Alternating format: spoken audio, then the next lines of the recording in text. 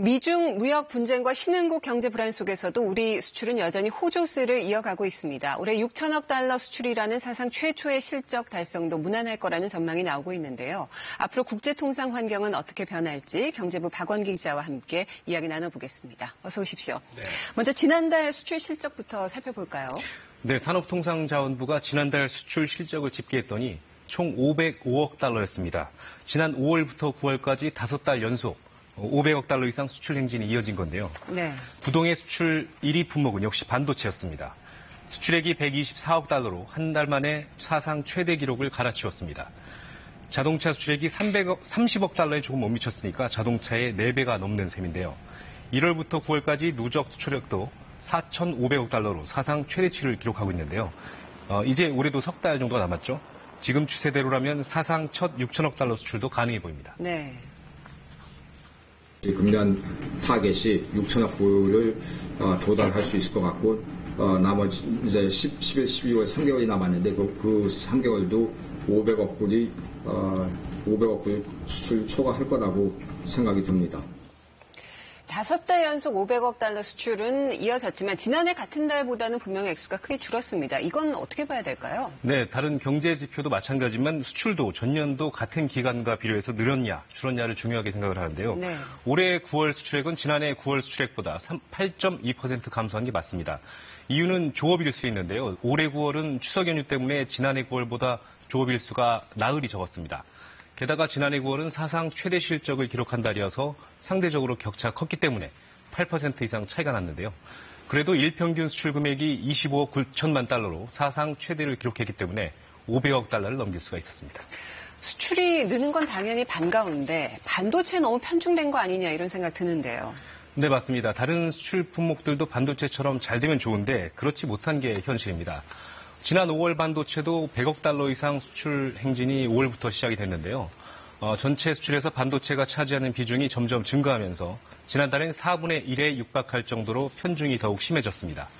13개 수출 주력 품목 가운데 반도체와 컴퓨터, 석유 제품은 1년 전보다 수출이 증가했는데요. 반면 나머지 10개 품목은 수출이 감소했습니다. 주력 산업인 자동차, 선박, 그리고 철강이 두 자릿수 감소를 보였습니다. 네, 오늘도 경제부총리가 사과할 만큼 고용이 문제입니다. 수출은 괜찮은데 고용은 왜 이렇게 어려울까요? 네, 고용에 직간접적으로 영향을 미치는 요소가 한두 가지가 아니죠. 업종마다 고용 유발 효과가 다른 것도 사실입니다. 특정 업종에서 10억 원어치 물건을 만들 경우에 몇 명이 고용되느냐를 보여주는 게 바로 취업 유발 개수라는 건데요. 네. 반도체, 석유 제품보다 고용 유발 효과가 월등히 높은 선박, 자동차, 가전 등의 수출이 부진하면서 이 분야 일자리 창출에도 어려움을 겪고 있습니다. 보다 고용 유발 효과가 높은 산업들은 전체적으로 경쟁력을 잃으면서 어려워지고 있기 때문에 수출 실적이 고용 시장의 사정으로 연결되지 않고 있는 상황입니다.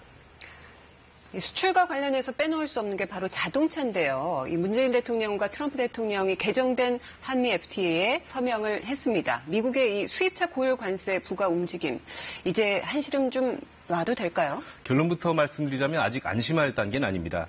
미국이 자국 안보에 위협이 될 경우에 수입 제한을 할 수 있다는 근거가 바로 미국 무역확장법 232조인데요. 문재인 대통령은 지난 방미 기간에 트럼프 대통령에게 우리 자동차에 대한 232조 면제를 요청을 했고요. 트럼프 대통령은 우리 측 요청을 받아들여 실무자에게 검토를 지시했습니다. 우리 5당 원내대표들도 미 상무부에 이번에 서명한 한미 FTA로 양국이 균형을 잃었으니 관세 부과는 부당하다는 메시지를 전했는데요. 하지만 고율 관세 대상을 누구로 하느냐 등을 결정할 자동차 232조 보고서가 아직 나오지 않은 상황입니다. 미국이 캐나다, 멕시코와 어제 타결한 무역협정에서는 232조 조치를 면제해주는 대신 승용차 수입 대수를 연간 260만 대로 정했는데요. 미국과 다른 나라 간 협상이 다양한 형태로 진행되고 있기 때문에 이런 내용들을 참고하고 우리에게 유리한 조건을 따져가며 대응해 나가야 할 것으로 보입니다. 네, 트럼프 대통령이 개정된 한미 FTA 타결로 미국 농산물의 한국 시장 접근성이 좋아질 거라고 했다는데 이게 혹시 농산물 추가 개방을 뜻하는 건 아닐까 우려스럽습니다. 네, 정부는 이번 한미 FTA 개정과 관련해서 농산물의 추가 개방은 결코 없다고 설명했습니다. 농업 분야 자체가 협상 테이블에 올라가 있지 않다는 내용인데요. 네. 김현종 통상교섭본부장 얘기 들어보시죠. 확실하게 제가 말씀드릴 수 있는 것은요. 추가 개방은 없습니다. 농산물에 대한 협상이 없었습니다. 네. 트럼프 대통령이 농산물도 농산물에 대해서 언급한 내용을 보면 제 생각에는 교역 확대 기대를 반영한 것이라고 봅니다. 수출 6천억 달러 달성에 대한 기대감도 있긴 하지만 우리 수출에 영향을 줄 수 있는 부정적인 변수도 여전히 있지 않습니까? 네, 그렇습니다. 아시다시피 미중 간 통상 분쟁이 격화되고 있고요. 자국 산업을 지키려는 보호무역주의 기조가 더욱더 심해지고 있습니다. 여기에 미국의 금리 인상으로 신흥국의 금융위기가 고조될 가능성이 높은데요.